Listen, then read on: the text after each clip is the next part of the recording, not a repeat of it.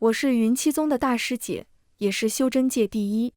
和诸多画本里写的一样，我有个一头白发又俊美的师尊。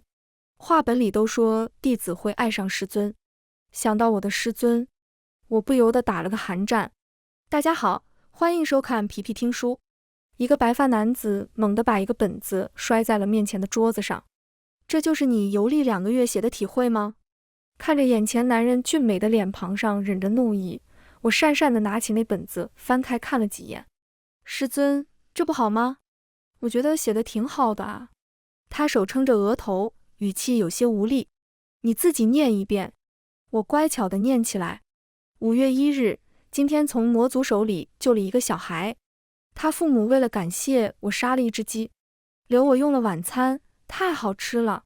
5月6日，遇到了一只和阿福长得很像的狗，我问他是不是阿福的亲戚，他冲我吠叫，还追着我要咬我。哎，看来是阿福的仇家。5月20日，又练成一个小技能，我给他取名为一刀斩，不小心切了一小座山头，还好是座野山。心得，我真厉害。6月3日，一只小兔妖想偷吃我新买的胡萝卜饼，看他未曾伤过人，重新给他买了几张饼跟胡萝卜。6月10日，我自创了一个绝招，起了一个帅气的名字，雪凝沙。心得，哈哈哈哈，我真不愧是修真界第一，天才中的天才，简直太厉害了。6月18日，今天帮一户人家找回了丢失的牛，他们热情邀请我一起吃饭，他们家氛围很融洽，我也有些想家了。我决定了，明天就回宗门。我合上了本子，再看师尊，脸上的怒容转为了无奈。让你游历写体会，你这明明是日记。还有让你写的心得，什么你真厉害，这是心得吗？重新写一遍800字心得。我知道你是很厉害，但你不能太骄傲。现在人魔妖3界平衡，但若魔尊出关之后，你对上他，太自负是会出事的。他还想再说什么，我打断他。遵命师尊，我这就回去重写。我转身要离开。等等，回来。我不得不重新回去。前段时间云雀带回来一个人，现在是你小师妹了，你去看看她。他递给我一本书籍，顺便把这本书给他。他不适合太过凌厉的剑法，这本正适合他。小师妹，宗门好久没来新人了，这个时间他们应该在练武场。是，师尊。我连忙接过书，飞速离去。师尊还想再嘱托几句，眼前已经没人了，只好扶额叹息一声。路过草原时，看见有个师妹正在给草药浇水。纸盒，下午好啊。她看见我欣喜了起来，扔掉手里的工具跑过来想抱住我，在看了一眼身后的泥土后又收回了手。师姐，你可算回来了，我们想死你了。我主动抱住了她。我也是。我从储物界掏出给她带的礼物，递给了她。这个送给你，我要先去看小师妹了。我和她挥了挥手。我刚到练武场，正在练剑的云雀眼尖地看见了我，向我奔来。师姐。云雀一把抱住我。师姐，你终于回来了。其他人也纷纷围了过来。师姐，你快帮我和师尊说说，我已经3天没睡觉了，好困啊，我要不行了。4师弟不停地打着哈欠。我敲了一下他的脑袋。你是不是又惹师尊生气了？我没有，我只是不小心把阿福的毛剃光了。我的阿福，怪不得没看见他。沈绵川。我眼神充满怨念地盯着他。师姐再见，我继续去练剑了。一眨眼，4师弟就溜没影了。其他师弟师妹也七嘴八舌地询问我。师姐，怎么样，有遇见好玩的事情吗？师姐，你这次回来待多久呀？师姐，你有学会新的招式吗？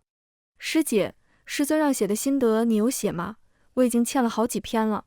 师姐，你这次有给我们带礼物吗？不愧是我，还是一如既往的受欢迎。我轻咳一声，打断他们，从储物戒里掏出礼物递给每一个人。他们都面色欣喜。谢谢师姐，大家先回去继续练剑吧，等晚上我再和你们细说这段时间的事。师尊让我来看看新来的小师妹。人群逐渐散去，云雀拉过一个女生，模样很可爱。师妹，这就是我和你说过的大师姐。他怯生生地开口，师姐好，我叫阮若莹。我搭上他的肩，笑嘻嘻道，我叫林初雪，以后我们就是一家人了，我罩着你，没人敢欺负你。他面色有些微红。好的，谢谢师姐。云雀晃着我的胳膊，师姐，那我呢？我捏了一下他的脸，你当然也是我罩着的。他脸上洋溢起笑容。我拿出那本书递给小师妹，这是师尊给你的，适合你修炼，有不懂的地方就问我。他接过，谢谢师尊，还有师姐。我摆了摆手，哎呀，不用跟我这么客气。我从储物戒掏出一枚绿色的剑穗，递给了他。抱歉，我不知道你的到来，没来得及给你准备礼物。这个剑穗是我之前做的，里面有我的灵力，有助于你修炼，下次我再给你带其他礼物。他小心翼翼地接过，谢谢师姐，我很喜欢。我问他，怎么样，这段时间还适应吗？他点了点头，师尊和师兄师姐们待我都很好。对了，师尊昨天让我写的心得我写完了，我还没给师尊看，师尊没有叫我，我怕贸然去会打扰到他。小师妹真是体贴人，师尊那里随时可以打扰，没关系的。你有带着吗？我一会帮你给他。我接过他递过来的纸，上面字迹工整，清俊秀气，一撇一捺都透着雅致。想到自己那师尊看了都头痛的字，还有几篇没写的心得。嗨，小师妹，我有些不好意思地摸了摸鼻子。你愿意帮我写一篇心得吗？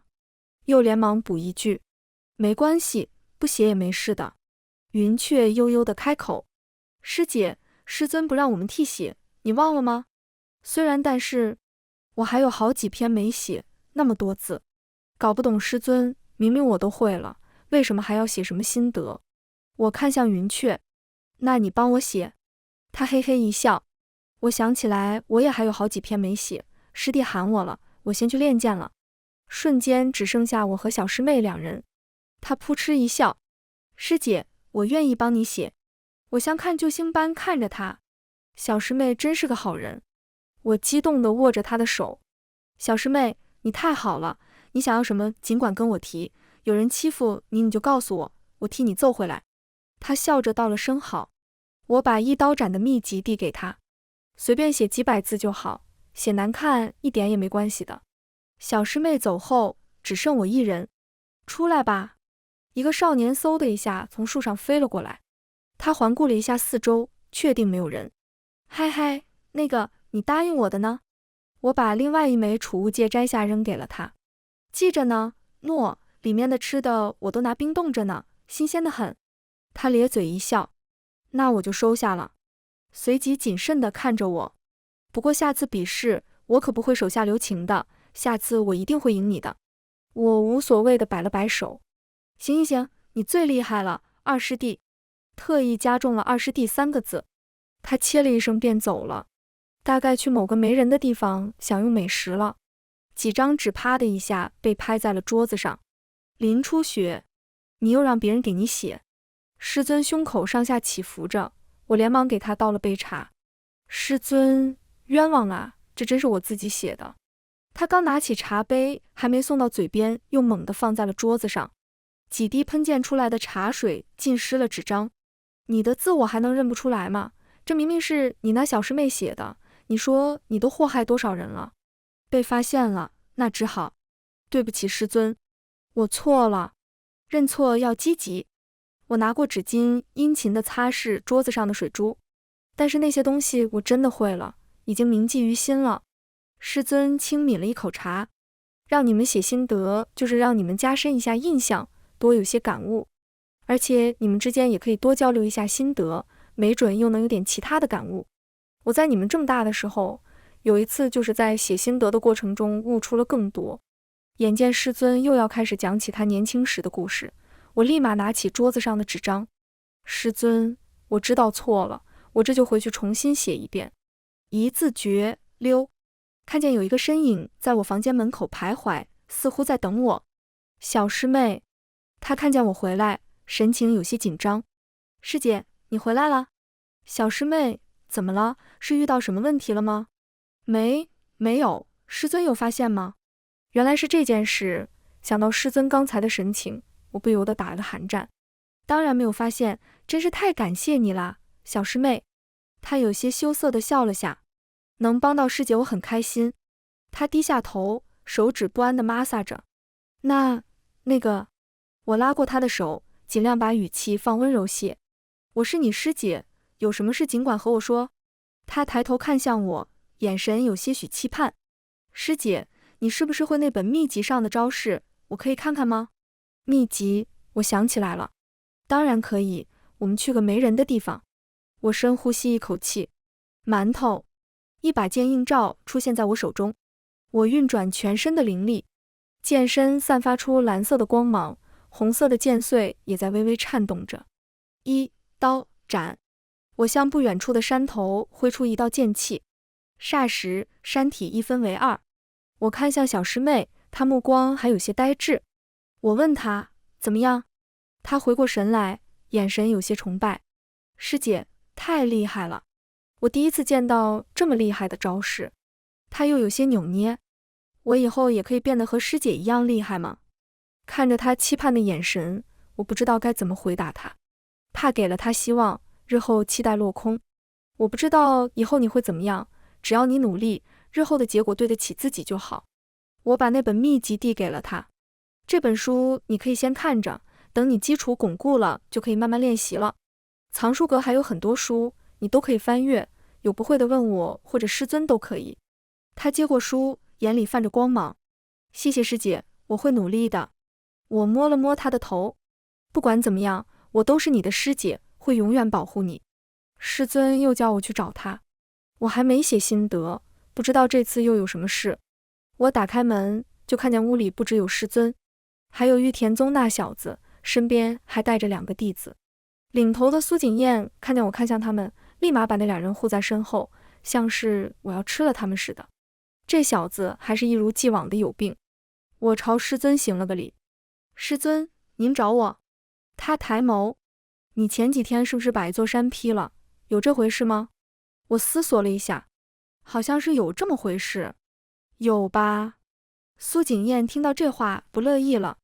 有就是有，没有就是没有，都有弟子看见你带着一个人去了那里，随后山就成2半了，就是你。我瞥了他一眼，关你什么事？他还想再说什么，看到我的眼神又吞咽了回去，只好看向师尊。师尊扶额。出血，他说的属实吗？感觉师尊这话是咬牙切齿的说的。我有些心虚。属实，我是前几天练功的时候劈了一座山，我看了的，当时附近没人，不会伤到人。苏锦燕上前从储物戒掏出一张纸，递给了师尊。我狐疑地看向他。林宗主，给您打个折，10万灵石就好，没问题的话就在这里按个手印立个契约。我打断他，等等，什么10万灵石？苏锦燕得意地看向我。那座山是我们苏家的，你打坏了我们家的山，当然要赔，后期修复可是个不小的工程。还没等我开口，他又继续道，我可是有地契证明的啊，刚才已经给林宗主看过了。我瞥了他一眼，他立马后退2步，跟我拉开距离，又感觉还是太近了，干脆闪到了师尊身后。我爹让我来的，你要是杀我灭口，我爹不会放过你的。师尊满脸黑线的按下了手印，还给了苏锦燕。林宗主，告辞。苏锦燕接过后，他们朝师尊行了个礼，便迅速离开了。离开时还特意避开我。有病。只剩下我和师尊2人。林初雪，我暗道不好。我挤出笑脸。师尊，我在。我们现在已经欠玉田宗56万灵石了，其中45万都是因为你。说到这里，师尊猛地喝了一口茶，才缓过来。我心虚的连忙续上茶。这次是意外，真的，那地方离他们宗门10万8千里，我要是知道那是他家的，我一定离得远远的。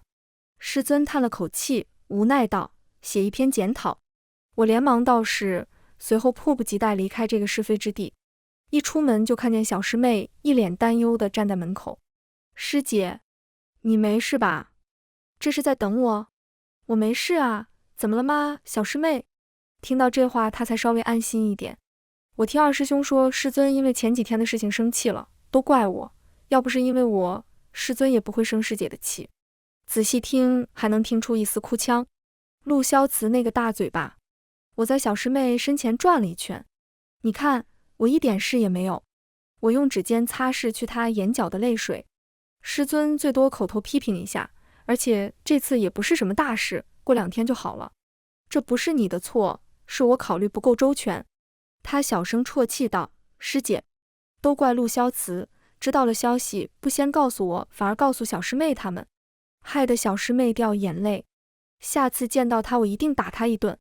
小师妹越来越努力了。再一次我要出任务时，他问我可不可以带上他，我同意了。这次任务并不危险，就当小师妹锻炼了。有一个村子说，最近他们村的鸡鸭经常有几只消失不见，而且地上还会遍布着血迹，他们怀疑是有妖。夜幕降临，我和小师妹躲在一棵树上，她神色有些紧张。我握着她的手，轻声说道：别怕，大胆去做，我不会让你有事的。她点了点头，朝我露出一个甜甜的笑。眼看即将天亮，妖还没有出现，我开始怀疑是不是人为的，知道我们来了才不出现。突然，不远处传出悉悉索索的声音，我和小师妹对视一眼，向声音来源处看去。黑暗中发出轻微的嘶嘶声，一个约2米的细长身影扭动着身躯向鸡圈爬去，鳞片在月光下泛着冷光。我轻声对小师妹道：去吧，小师妹，看你的了。她眼神坚定。好。那身影释放出毒素，周围的鸡群全都陷入昏迷中。在她悄无声息张开嘴要将利牙刺入鸡身时，小师妹闪身到她面前，便拿剑向她刺去。那蛇妖迅速躲开，小师妹怕不小心伤到鸡群，便引着蛇妖来到一处空地。她剑柄上的剑穗发出微弱的光芒，随着小师妹招式的变化，剑穗像一只萤火虫在黑暗中飞舞。几招过后，剑身横在了蛇妖头顶。在小师妹犹豫间，她开口了：别杀我，我没伤过人，我就是想吃点肉，我以后再也不偷吃了，求你别杀我。小师妹不知该作何决断，她看向我的方向，轻喃道：师姐。我从树上跳下来，闪身来到她身边。她身上并无血腥之气，她没骗人，要杀要放，你来决定，跟从你内心就好。小师妹思索了瞬，最终还是移开了剑。记得你说的话，以后不可以再吃村子里的禽肉了。蛇妖慌忙道：是，我发誓再也不吃了，谢谢你。说罢，他仓皇离去，直至他的身影消失在树林里。小师妹呼出一口气，露出笑容：师姐，我不知道我做的对不对，但我刚才内心是想放了他的。我摸了摸他的头：你做得很好。天亮后，我让小师妹去和村长说昨晚发生的事。村长听了后，激动的要给小师妹50枚灵石。村长苍老的手微微颤抖着：仙长，太感谢你们了，原本30枚灵石没人肯来，只有你们愿意，真的不知道该怎么感谢您了。这50枚灵石是我们大家伙凑出来的，如果不是您，我们还不知道要损失多少，您就收下吧。小师妹愣了下，她并不知道委托费是多少，但她还是拒绝了村长的好意。再三推辞下，村长见小师妹执意不肯收，也只好作罢。在我们离开村子之际，村长叫住了我们，回头发现不止村长，还有许多村民，他们脸上全都洋溢着感激的笑容。这些都是我们的一些心意，还望2位仙长收下。这菜跟肉都是我们自己家养的，纯天然，不值什么钱，您就收下吧。小师妹看了我一眼，我朝她点了点头。他们把手里的东西都递给了我们，有蔬菜、禽肉、烙好的饼，多的怀里快要抱不下，只好收进储物戒里。谢谢你们，这些就够了。村民们没有听小师妹的话，依旧热情地塞着东西。看着小师妹束手无策的样子，我轻笑了下。她用求助的目光看向我，我轻咳一声：各位乡亲们，作为除妖的报答，这些已经足够了，太多了，吃不完的。如果再有妖出现，你们就直接来云栖宗，任何一个人都会帮你们的。和他们道了别，我们就离开了。走时还能听到身后传来的声音：谢谢仙长。我们没有遇见回宗门，好不容易出来一次，当然要多玩2天。小师妹看起来很开心，连带着我的心情也好不少。她突然有些犹豫，师姐，其实我之前就想问你了，为什么你的剑叫馒头呀？二师兄说我们应该起个帅气点的名字。我思索起往事，我是孤儿，小时候没有饭吃，那个时候最喜欢吃的就是馒头。那时这把剑帮了我很多，就起了这么个名字。想到此处，不由笑出了声。小师妹神情露出歉意，师姐，对不起，我不知道。我揉了揉她的头发，没什么大不了的事，其实云栖宗的大家几乎都是孤儿。我是被师尊带回来的，前几年我救了云雀，然后带他回了宗门。我们要不就是师尊带回来的，要不就是像这样带没有家的人回来，重新给他们一个家。他似乎是想到了什么，眼神有些忧伤。原来是这样，救命啊！突然，森林深处传来女子的呼救声。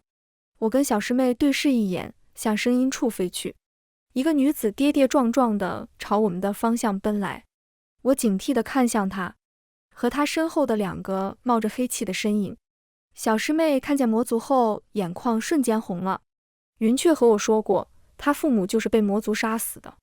小师妹立即奔到那小女子身前，把她护在身后。那2个魔族不紧不慢地追了过来。哟，又多了2个人，看来可以加餐了。说罢还舔了下嘴。小师妹使劲攥住了剑，指尖因太过用力有些发白。我来到她身旁，轻声对她说：去吧，一切有我。我把那女子带离了他们身边。魔族还想追来，小师妹拦住了他。你们的对手是我。随后他们便交战起来。我盯着小师妹时，也和那女子交谈了几句，大概了解了一下情况。她叫叶希，和她母亲相依为命，却不小心遇到了魔族。她母亲为了保护她，她小声啜泣起来。此时，小师妹也结束了战斗。让我意外的是，她没有过多犹豫，便杀了那2个魔族。鲜血溅到了她身上，她眼眶还有些红。见到小师妹安然无恙回来后，叶希朝她磕了个头：谢姑娘救命之恩，来日当以性命为报。小师妹连忙扶她起来：姑娘不必如此，你日后有何打算？叶希眼中涌出泪花：我不知道，我没有家了。她掩面哭泣起来。小师妹用祈求的眼神看着我：师姐，可以带她回去吗？我想像云雀师姐重新给了我一个家那样，也给她一个家。我看向叶希，点了点头。只要她愿意的话，我愿意。师尊看着眼前的陌生女子，无奈地叹了口气：你就跟着云雀练剑吧，有不会的就问我或者师兄师姐。要是对剑不感兴趣，也可以跟着只和他们种点草药炼个丹，你自己看着来吧。叶希眼里涌出泪花，朝师尊行了个礼：谢谢师尊。他感激地看着师尊，我和小师妹，哦不对，我现在有新的小师妹了。不过她们永远都是我的师妹。在只有我和若隐2个人时，他嘴角露出笑容，眼里流露出温柔的神色。师姐，我之前想变得和你一样厉害，觉得那样就可以保护我身边的人了。他停顿了下：我知道我成为不了你，不过我还是想离你更近一点。但村长他们感谢我时和救下叶希之后，我很开心，我觉得我也能帮到别人了，我也有力量可以拯救他人了，我喜欢这种感觉。有可能我的力量很渺小，但我想用我仅有的力量去帮助别人。若隐好像有些不一样了，他开始主动和别人一起出任务。慢慢的，他已经可以一个人出任务了。他说他要出去游历一段时间。这次他去的时间很长，我已经快半年没见到他了。有时会收到他的信，讲述他的所见所闻。师姐，我今天救了一个小女孩，她叫陶月，很可爱，她的父母也很珍爱她。师姐，我见到了你说的流星，真的好美。师姐，下雪了，你那里有下雪吗？师姐，我今天又遇到了上次那只蛇妖，他告诉我妖族最近很乱，魔尊出事了。他和妖王打了一架，不知道结果怎么样。师姐，你们要保护好自己。师姐，我在路边救了一个受了伤的男子，我不知道他是什么人，但我做不到放任他不管。师姐，你还记得我前段时间和你说的那个男子吗？他是个好人，帮了我很多，对我也很好。师姐，我好像喜欢上他了。师姐，我准备回家了，和他一起，我想带他见见我的家人。我把手里的信合上，有些欣慰。若莹长大了，不再是那个怯生生的小姑娘了。我心不在焉地练着剑。距离上次收到师妹的信已经过去1个月了，不知道她在做什么，有没有遇到危险。我已经开始期待见到她了。突然，脑内传来一道声音：师姐，他是魔尊，我在魔宫，救我。是若莹的声音，这是我给她的传音符，让她有危险的时候传信于我。她遇到危险了。魔宫，魔尊。我向师尊请命前往魔宫救师妹。师尊摇了摇头，魔尊不好对付，何况他闭关了几百年，魔族数量众多，你一个人恐怕难以应付，我跟你一起去。我知道师尊是担心我，但他不能离开云气宗。师尊，我可是修真界第一，区区魔尊不是我的对手。如若到时有魔族来犯，还需要你守护云气宗和人界，我可说服不了那些老头跟魔族交战。师尊叹息一声，他知道需要有一个人留在这里，这些道理他都明白。你一人务必当心。门突然被推开，谁说他是一个人了？她也是我们的师妹。我扭头看去，是二师弟，还有众多师弟师妹。云雀站在他身旁。若莹是我带回来的，这次也应当有我在。四师弟，他还要给阿福带玩具的。纸盒，我们说好等他回来后，我教他种草药的。叶希是他救了我，这次他需要帮助，我要去救他。上次他帮我写了一篇心得，我还没来得及还回去呢。我们说好下次一起看雪的。我不由得笑了出来。师妹，你现在可是有很多关心你的家人。最终选了8个人和我一起去，这些人都有能力自保，剩下的人去了，怕保护不好他们，让他们受伤。师尊点了点头，同意了。10个人都要平安回来。我向他保证，是，师尊，我会带他们所有人回来。叶希扯了扯我的衣角，我知道他的意思，去的人里没有他。我拉起他的手，放心，我一定会带他回来的。我带着他们御剑飞往魔宫。众弟子听令，如若魔尊不交出师妹，就踏平这魔宫。他们齐声道：是。若莹，你一定要等我，我带你回家。魔宫周围都有魔族看守，既然如此，那便从正门杀上宫殿。有魔族来拦，告诉你们魔尊放我师妹，不然我便踏平他的魔宫。那群魔族笑了出来，就凭你们这几个人，还想踏平魔宫？简直是痴人说梦！哈哈哈，这是我今天听到的最好笑的笑话。小小人类竟敢口出狂言，我们替尊上灭了他们。没人愿意告诉魔尊，那我只好亲自去告诉他了。我轻声道：馒头。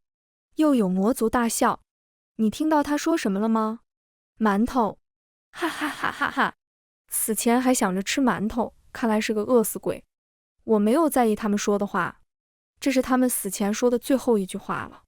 我握住手里的剑，一刀斩。霎时，耳边清静了许多，但随之而来的是更多的魔族。挡我者，杀！越来越多的魔族倒下，血色染红了地面。突然，他们停了手，有个魔族站了出来：尊上要见你们。终于，我见到了若莹，她神情麻木地被魔尊搂在怀里。在看到我们的瞬间，她眼神重新露出光芒。师姐，你们……她眼角似有泪滑落。我朝她笑了下，别怕，我们来了。坐在高处的魔尊嗤笑了声，就是你们要带走阿莹？我拿剑指向他，放了他。他大声笑出来。我和阿莹曾约定要相守一生的，他不会想要跟你离开的。他捏起若莹的下巴，使她抬头看向他，对吧？阿莹。若莹给我写的信里确实提到过喜欢他，但那是基于谎言之上的。若莹挣扎着想要脱开他的禁锢。如果我知道你是魔尊，我死也不会救你。我提剑向魔尊闪去。枪！双剑相碰，发出尖锐的声响，空气中灵力和魔气互不相让。在魔尊无暇顾及身边之人时，我趁机抱起了若莹。她瘦了，我飞身带她来到宝座之下，把她交给了云雀。保护好她。云雀点了点头。我会的，师姐。若莹踉跄地起身，站稳之后照出了剑。师姐，我也可以和你们一起战斗。我笑了下。好。裹挟着魔气的剑朝我们飞来，我抬剑挡住了这一击。魔剑飞回了魔尊手中，他失去脸上伤口流出的血。呵，胆敢擅闯魔宫，看来只好杀了你们了。我回以他同样的话。那现在看来不得不踏平这魔宫了。我看向身后成千上万的魔族，朝二师弟他们道：那些就交给你们了。他笑得灿烂。放心，交给我吧。我和魔尊从殿内打到殿外，在空中两剑不断地碰撞着，动出火星，周围的空气好似被撕裂开，发出刺耳的嘶鸣声。好久没打得这么痛快了。魔尊大笑着，你确实比修真界那几个老头厉害，如果你愿意跟我一起攻打修真界，我们可以成为同盟。我低笑出声，你说的这些修真界所有人都知道，我和你说点你不知道的吧。听说你出关后没打过妖王，忘了告诉你，他是我的手下败将，所以同盟你不配。我肆意地笑着。魔尊似乎被我的话惹怒了，攻击愈发猛烈。虽然仍有些不过瘾，不过这样也好，我还能抽出时间看一眼二师弟他们。身下是他们在抵御万千魔族。烈风屠魔阵。二师弟大喝一声，瞬间周围卷起一阵狂风。距他周围5米处的魔族全都被撕裂成碎片。这名字刚起的吧？真土。我看见他抬头冲我得意地挑了下眉。我扯了下嘴角，看来是许久没鞭策他了，是该让他努力了。我运转全身灵力，呼出一口冷气。雪凝沙。瞬间天空飘落下零碎的白点，有魔族愣住了，伸手接住白点。雪，怎么下雪了？雪下得越来越大，他们议论起来。怎么回事？魔族从不下雪，这是那些人族的诡计吧？魔尊也看到了，他勾了下嘴角，竟然能改变天气，有点意思。我冲他笑了下。不止哦。我示意他往下看，只见雪落到地面，逐渐凝结成冰。凡是接触着地面的魔族，从脚到头慢慢都被冰包围在了里面，除了师弟他们脚下还是地面，其余地方全都变成了冰，甚是壮观。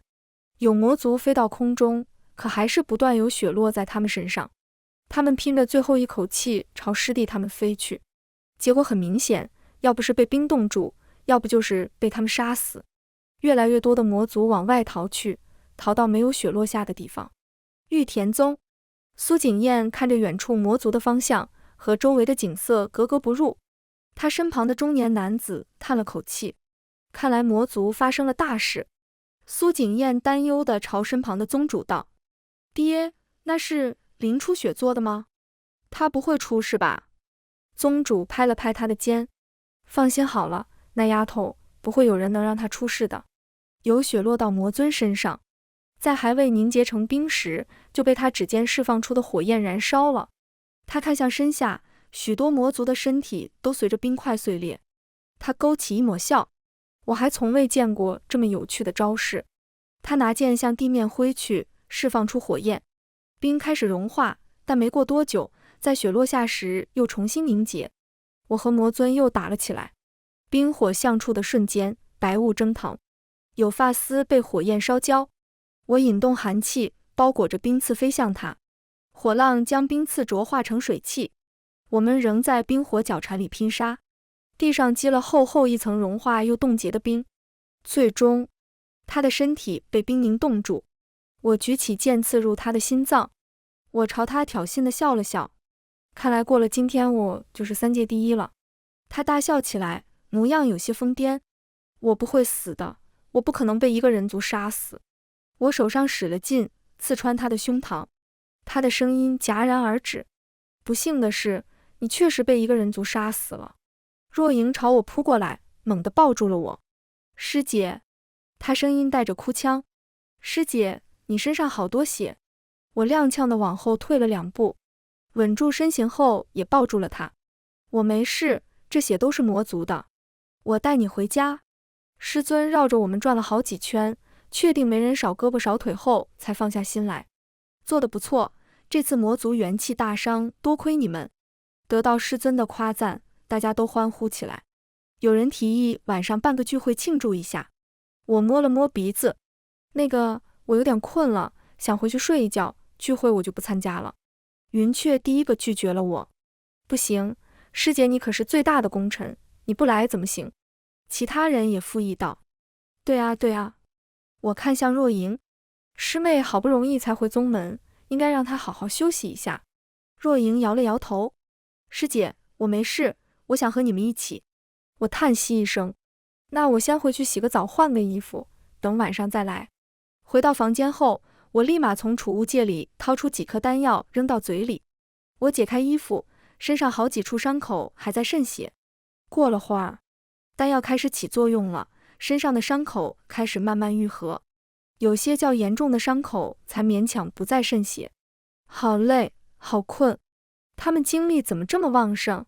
难道我已经老了吗？我叹了口气，又吃了几颗丹药。洗了澡，感觉浑身轻松不少，真不愧是我。咚咚咚，我打开门，门外站着若莹、云雀，还有二师弟他们。还没到聚会的时间，你们怎么来了？他们给了我许多东西，大多都是一些疗伤和恢复灵气的东西。我又没受伤，为什么给我这些东西？他们对视一眼，轻声笑了出来。若莹开口了，有师姐在，这些东西我们也用不到。其他人附和着，是啊，这些是我新炼的丹药，麻烦师姐帮我试一下，看看效果怎么样。对了，二师弟有些扭捏，我疑惑地看向他，他像是做了很大的决定一般，深呼吸一口气。我受伤了，有点累，所以我们决定把聚会推迟到明晚。一口气说完后，他飞快地离开了现场。噗嗤，我不由得笑出声，其他人也跟着笑了起来。在他们离开后，我躺在床上回想起和他们的点点滴滴，慢慢进入了梦乡。师尊，我把他们都带回来了。全文完，皮皮听书，感谢您的观看，我们下个故事再见。